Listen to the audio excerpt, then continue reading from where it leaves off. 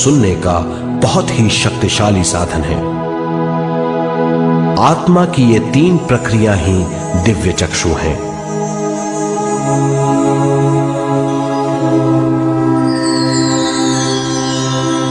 ज्यादा से ज्यादा ध्यान करने से ज्यादा शक्ति बहने लगती है। ज्यादा शक्ति दिव्य चक्षु को गतिशील करती है। ध्यान करने के लिए यह अनोखा अनुभव है।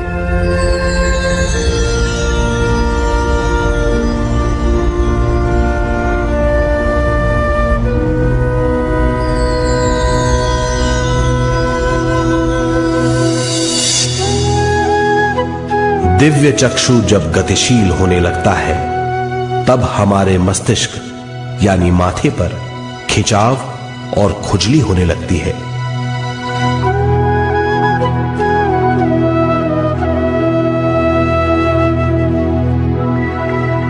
हमें विभिन्न रंगों की झलकियां अपने चारों ओर घूमती हुई दिखाई देती हैं।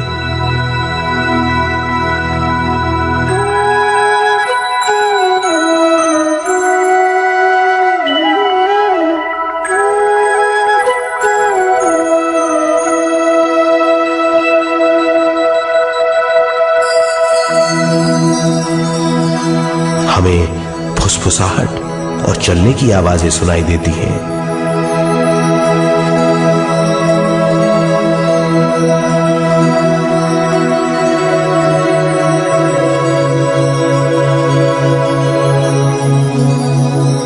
हमें लगता है कि जैसे हम घुप अंधेरी सुरंग में यात्रा कर रहे हैं।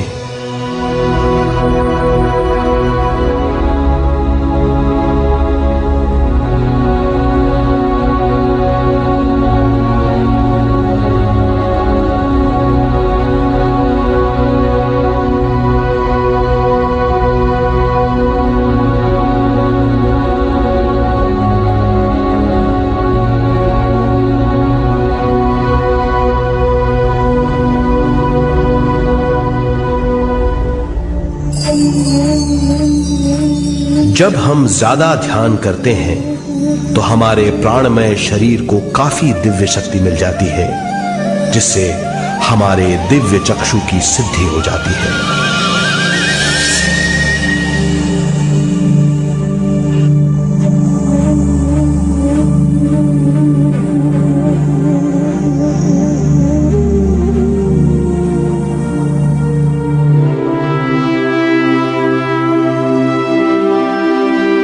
हमें ये स्तर और दूसरे स्तर साफ दिखाई देने लगते हैं। दिव्य चक्षु की संपूर्णता से हमें बहुत सी चीजें आंखों से ज्यादा साफ दिखाई देने लगती है।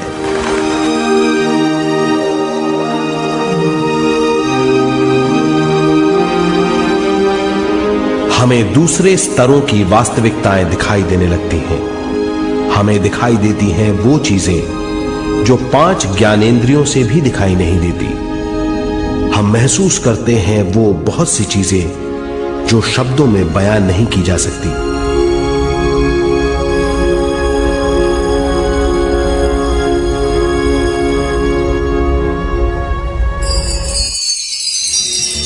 हमें सुनाई देती हैं पार्श्व ध्वनियां, दूसरे स्तर के वाद्यों की आवाजें।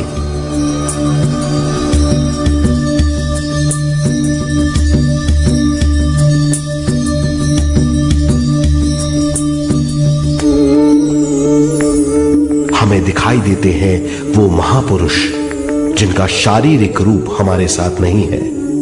हमें दिखाई देते हैं वो महापुरुष जिनका शारीरिक रूप हमारी कल्पना में है।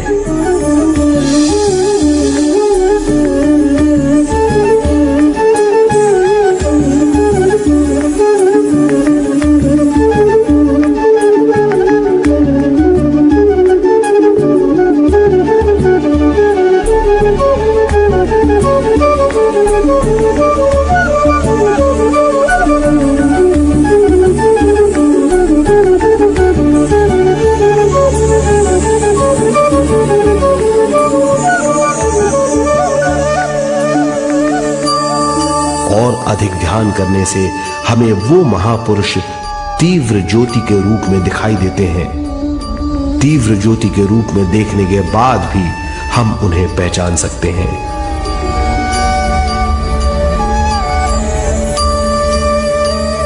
हम महापुरुषों का संदेश सुन सकते हैं।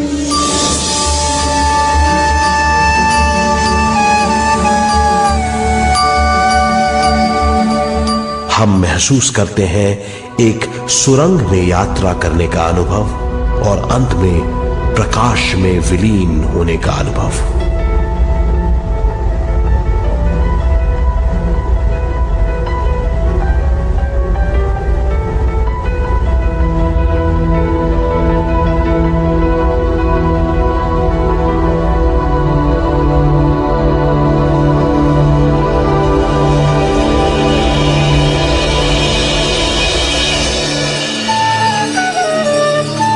हम जानते हैं कि दिव्य चक्षु के अनुभवों के द्वारा हम अपनी सारी समस्याओं का समाधान महापुरुषों द्वारा भेजे गए संदेशों से कर सकते हैं या दूसरे लोगों की वास्तविकताओं द्वारा एक अनुभव के रूप में।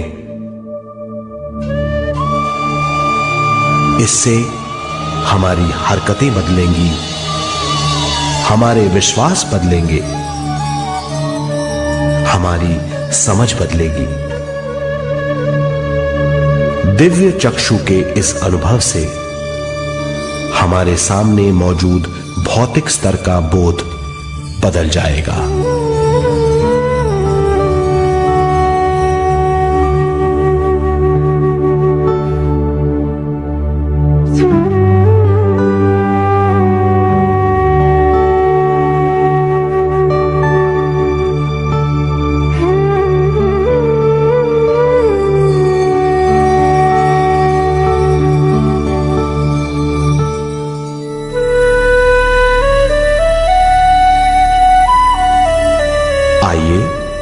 अब हम स्वयं यानी शरीर के दूसरे साधनों की जानकारी लेते हैं। सूक्ष्म शरीर स्वयं का वो साधन है जो दूसरे लोगों को ज्ञान देता है।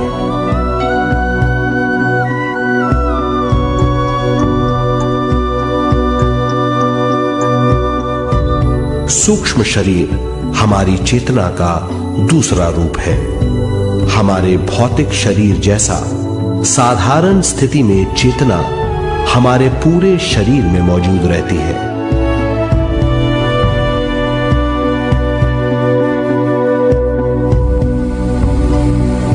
सोते समय अनजाने में हम सूक्ष्म शरीर की तरंगों का अनुभव करते हैं। इन्हें हम स्वप्न कहते हैं। जागृत अवस्था में हम सूक्ष्म शरीर का अनुभव ध्यान द्वारा कर सकते हैं। सूक्ष्म शरीर की यात्रा अंतराल और समय से परे है। सचेत अवस्था में अंतराल के अनुभवों के बाद हमें नए अंशों का ज्ञान मिलता है।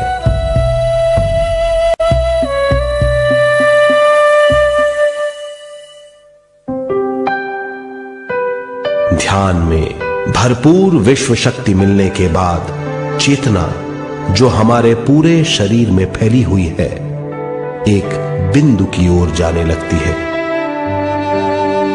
जब चेतना बढ़ती है तो हमें भौतिक शरीर में झटकों का अनुभव होता है।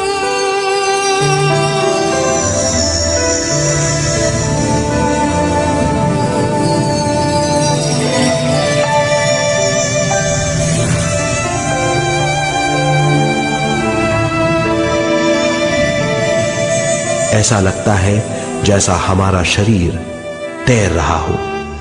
लगता है हमारे हाथ पैर है ही नहीं। हमें अपना शरीर पंख की तरह हल्का लगने लगता है। ये पारलौकिक शक्ति कहलाती है।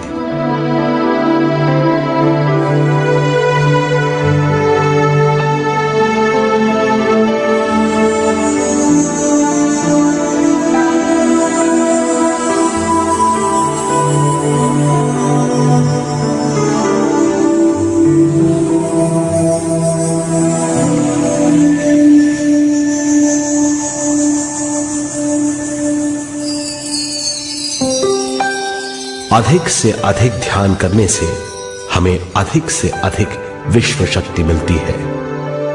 हमारी चेतना सूक्ष्म शरीर का रूप धारण करके बहुत तेजी से घूमने लगती है, जिससे हरकतें बढ़ने लगती हैं। इन हरकतों के बाद हमारा सूक्ष्म शरीर भौतिक शरीर से बाहर आने लगता है।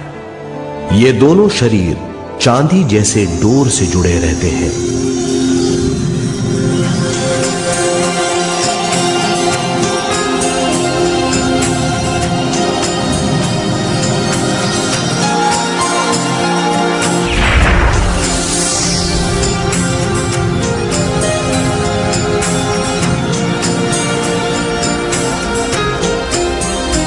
ये चांदी की डोर और कुछ नहीं, तेज गति से थड़थड़ाती हुई चेतना है, जो भौतिक शरीर से सूक्ष्म शरीर को और सूक्ष्म शरीर से भौतिक शरीर को संदेश देती रहती है।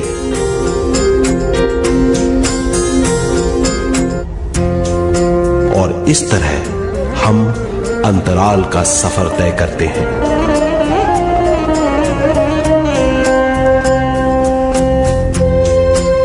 अंतराल की यात्रा हमारी चेतना की जाने और अनजाने लोगों की यात्रा है।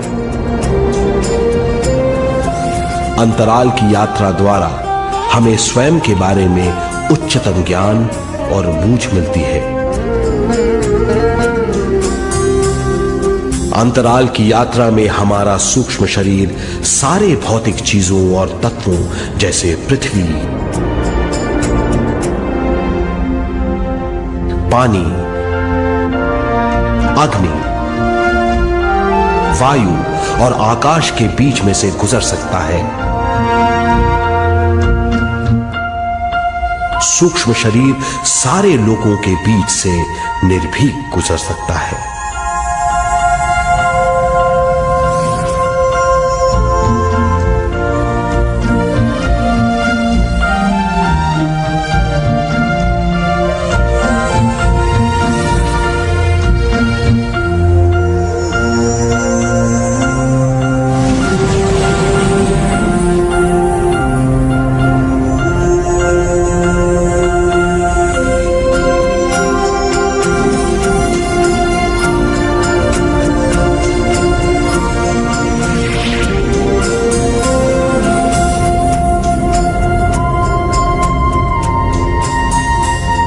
ध्यान करने वाला व्यक्ति अपने शरीर से बाहर आकर अपने भौतिक शरीर को देख सकता है। इससे उसे उच्चतम बोध होता है।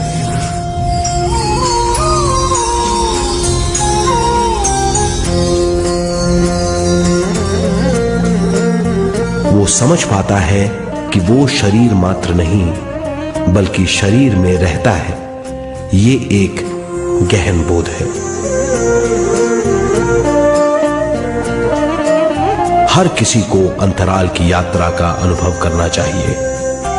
अधिक से अधिक यात्रा करने से हमारी सीमाएं खत्म हो जाएंगी। हम जान जाएंगे कि हम असीम हैं। केवल इसी अनुभव के द्वारा हम जान जाएंगे कि हम ही चेतना है। हम जान जाएंगे कि हम असीम हैं। हम जीवन का नया विस्तार जान जाएंगे।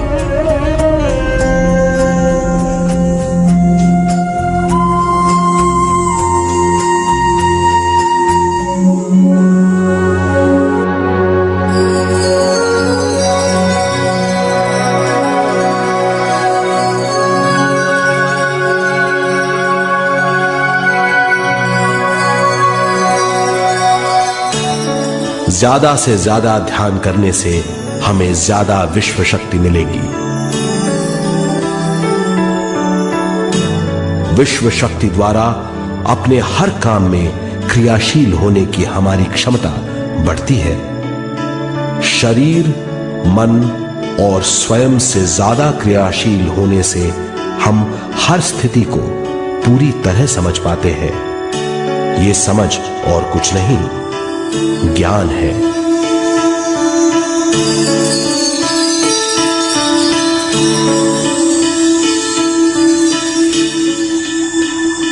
साधारण मनुष्य को केवल अनुभव मिलता है, क्योंकि उस अवस्था में वो ज्ञान के बारे में नहीं सोचता, क्योंकि उस अवस्था का अनुभव वो केवल भौतिक समझ से करता है। ज्ञान योग उस अवस्था को पूरी तरह समझ लेता है, क्योंकि वो जानता है कि वो केवल शरीर नहीं, सिर्फ शरीर में रहता है। वो जानता है कि अवस्थाएं उसके विकास के लिए हैं। ध्यान के अनुभवों के बाद और व्यवहारिक जीवन में उनका प्रयोग करने से हमें अपार समझ का आभास होगा। इस समझ से हजारों दरवाजे खुल जाएंगे। ये दरवाजे हमारे जीवन की नई उपलब्धियों का नया विस्तार करेंगे। हमारी समझ से उपलब्धियों और ज्ञान की अधिक बढ़ोतरी होगी। इससे हमारी चेतना का विस्तार होगा, जो और कुछ नहीं बल्कि विवेक की उपलब्धि है। इस विवेक का अनुभव कुछ ऐसा होगा जैसे वो हजारों सुनहरी पत्तियों वाला कमल है।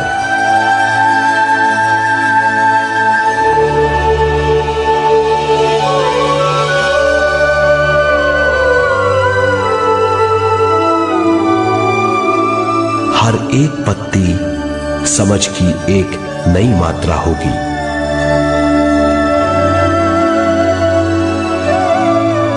ज्यादा से ज्यादा मात्रा में समझने के बाद हमें दूसरे लोगों की मौजूदगी ज्यादा से ज्यादा समझ में आ जाएगी। इस समझ से हम जान जाएंगे कि मृत्यु कभी नहीं होती। हम अनंत जीव हैं। हम समझ जाएंगे कि जीवन क्या है और मृत्यु क्या है।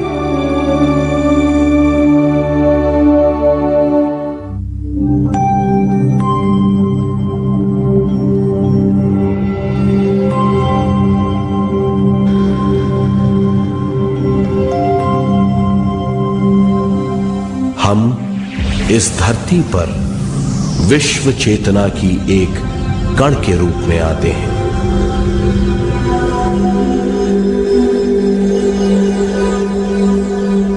उद्गम स्थान से हम स्वयं के प्राणमय शरीर का एक ढांचा लेकर आते हैं।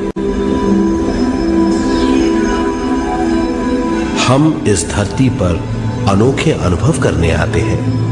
अपने अनुभवों के लिए हम एक गर्भ स्थान या कोख चुनते हैं। हम माता पिता, वातावरण और हालात चुनते हैं। जीवन का पूरा ढांचा स्वयं को मालूम होता है।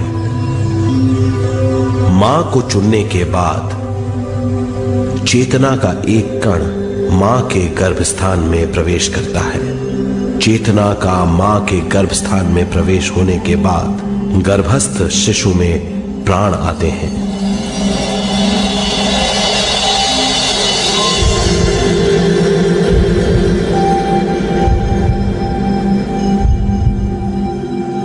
प्राणमय शरीर में विश्व शक्ति के हिसाब से और उनके कारणों से प्राकृतिक शरीर बनने लगता है। चेतना बारंबार उद्गम स्थान में आती रहती है और जब तक पहली सांस आती है,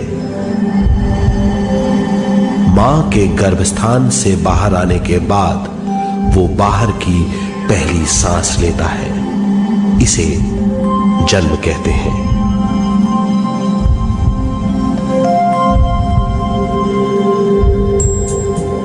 पहले दिन से 7 वर्ष तक हमें उद्गम स्थान का आभास रहता है।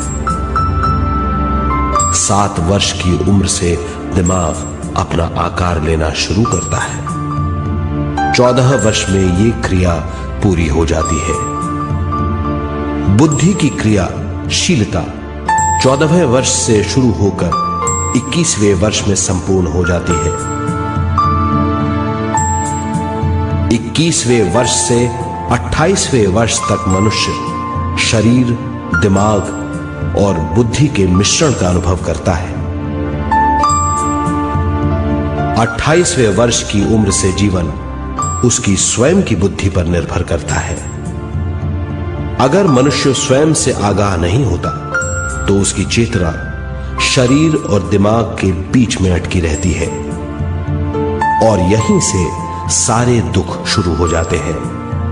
वो हालात समझ नहीं पाता, इससे हर बात सोचनीय हो जाती है। वो अपने आप को गुप्त कठोरता के आंचल में छुपा लेता है। कठोरता विश्व शक्ति के बहाव को रोक देती है, जिसके कारण वो शारीरिक बीमारियों के दबाव और तनाव में फंस जाता है। वो अपना जीवन बिना सावधानी के बिताता है। वो अपने जीवन का उद्देश्य नहीं समझ पाता। वो बचपन से जवानी, जवानी से बुढ़ापे तक जीवन बिताकर पृथ्वी से सिधार जाता है। वो अपने जीवन का उद्देश्य पूरा नहीं कर पाता।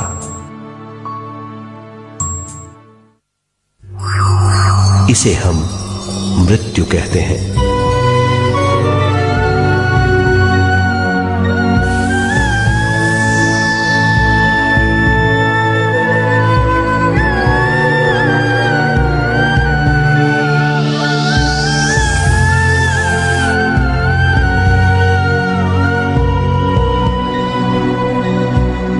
मृत्यु के बाद भी उसके दिमाग का कठोर स्तर, गलत बूझ चेतना को उद्गम स्थान नहीं पहुंचने देती।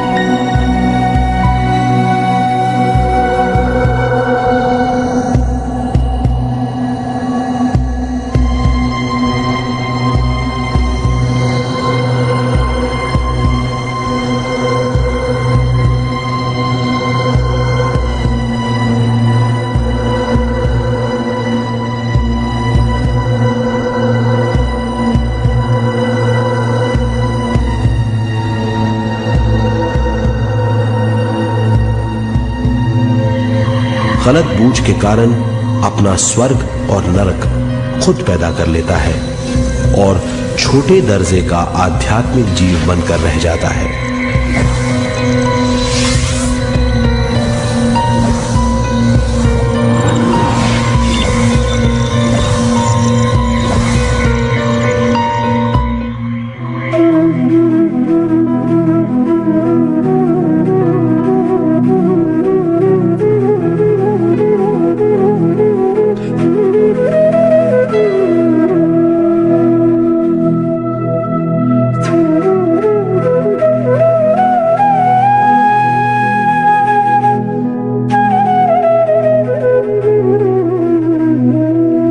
अगर मनुष्य स्वयं में सरोवर होकर अपना जीवन शुरू करता है तो वो हर हाल में आनंद पूर्वक रहेगा।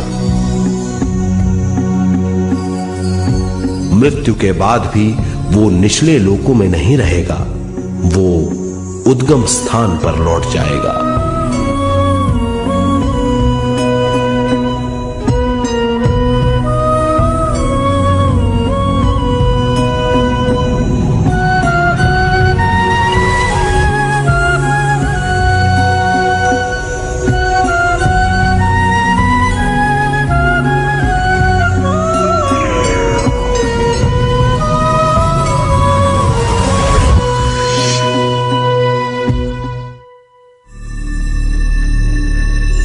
दिव्य चक्षु अनुभव और सूक्ष्म शरीर अनुभवों से ज्यादा ज्ञान प्राप्त होता है।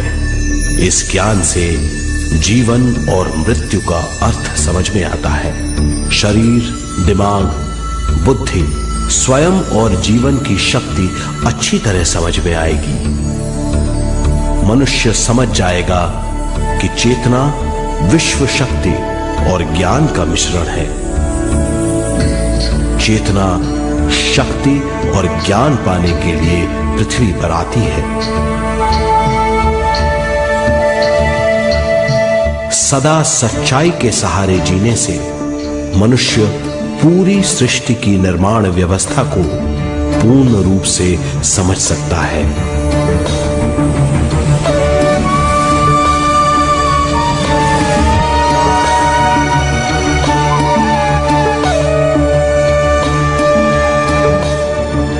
इस समझ के द्वारा मनुष्य एक अद्भुत सृष्टिकर्ता बन सकता है।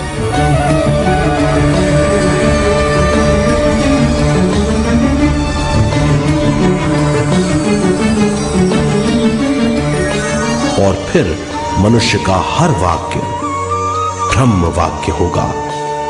वो जो सोचेगा वो संपूर्ण होगा। उसका हर कार्य एक नया आविष्कार होगा। यही है ज्ञान बोध।